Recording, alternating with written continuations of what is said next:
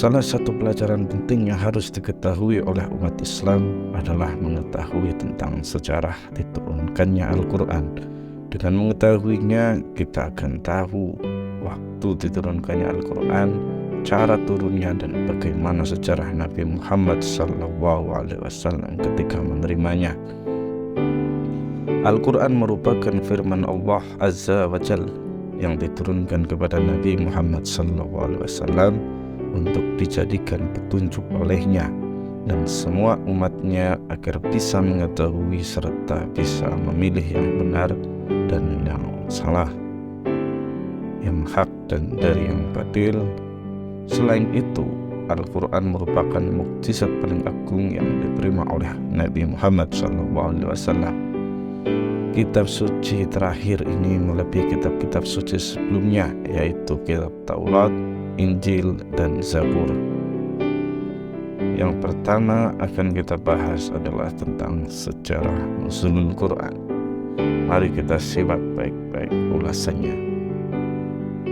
Syekh Muhammad Sayyid At-Tantawi dalam karya tafsirnya mengatakan bahwa firman Allah Subhanahu wa Ta'ala yang agung ini diturunkan kepada Nabi Muhammad melalui beberapa tahapan.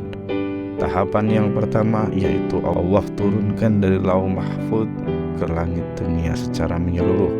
Tahapan berikutnya Allah menyuruh malaikat Jibril alaihissalam untuk menurunkannya kepada Nabi Muhammad SAW dengan cara berangsur-angsur, step by step, sesuai kebutuhan umat Islam saat itu, baik turun sebagai hukum, respon terhadap suatu kejadian sebagai perintah atau larangan, maupun sebagai hikayat dari umat-umat sebelumnya. Yang mengatakan bahwa pertama kali diturunkannya Al-Quran dari langit dunia kepada Nabi Muhammad SAW bertepatan dengan malam Senin tanggal 17 Ramadan, dan ada juga yang mengatakan tanggal 24 Ramadan. Dalam kitabnya disebutkan permulaan wahyu diturunkannya Al-Quran kepada Rasulullah bertepatan dengan hari Senin pada malam ke-17 bulan Ramadan, dan dikatakan bertepatan dengan tanggal 24 Ramadan. Ibnu Katsir dalam kitab Bidayah wan Nihayah. Dengan berpijakan pada pendapat Ibnu Katsir di atas, maka tidak salah jika di Indonesia dan negara-negara Muslim lainnya memperingati malam nuzulul Quran bertepatan pada malam tanggal 17 di bulan Ramadan.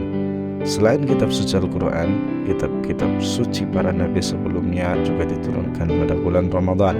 Hal ini sebagaimana disebutkan dalam riwayat Imam At-Tabrani dan Al-Baihaqi dari sahabat Watsi'ah Al-Aqsa, dan Muhammad SAW bersabda, yang artinya mushaf Nabi Ibrahim AS diturunkan pada pertama bulan Ramadan. Kitab Taurat diturunkan pada hari ke-6 Ramadan. Injil diturunkan pada tanggal 13 Ramadan. Zabur diturunkan pada tanggal 18 Ramadan. Al-Quran diturunkan pada tanggal 24 Ramadan. Hadis riwayat At-Tabrani dan Al-Baihaqi dalam kitab Syu'abul Iman, dan Imam Al-Asbihani dalam kitab At-Targhib. Menurut sebagian ulama, Al-Quran diturunkan pada bulan Ramadan bertepatan dengan malam Lailatul Qadar. Sebagaimana disebutkan dalam surat Al-Qadar, Allah berfirman, yang artinya sesungguhnya kami telah menurunkannya pada malam Lailatul Qadar. Dan tahukah kamu apakah malam kemuliaan itu? Malam kemuliaan itu lebih baik daripada malam 1000 bulan. Surat Al-Qadar ayat 1-3.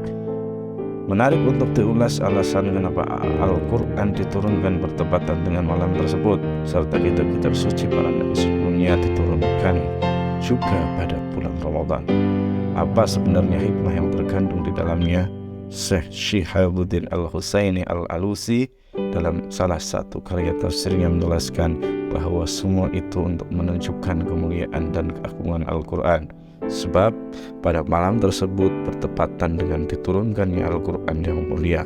Malaikat Jibril yang mulia diberikan kepada Nabi Muhammad SAW yang mulia, serta untuk menghormati umat yang mulia. Dalam kitabnya disebutkan, artinya Al-Quran yang memiliki kemuliaan diturunkan pada malam tersebut melalui malaikat yang memiliki kemuliaan untuk diberikan kepada Rasul yang memiliki kemuliaan karena umat yang memiliki kemuliaan. Dengan demikian, tidak heran jika bulan Ramadan ini kita sebut dengan bulan Al-Quran, karena ada bulan ini merupakan malam diturunkannya ayat pertama dalam Al-Quran kepada Nabi Muhammad SAW.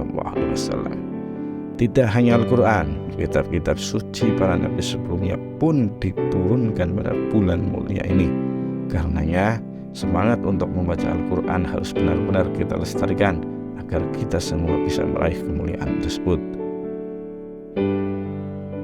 Demikian penjelasan perihal sejarah singkat nuzulul Quran. Dengan mengetahuinya, semoga kita semua bisa menjadi golongan yang cinta Al-Quran. Wallahu a'lam bishawab.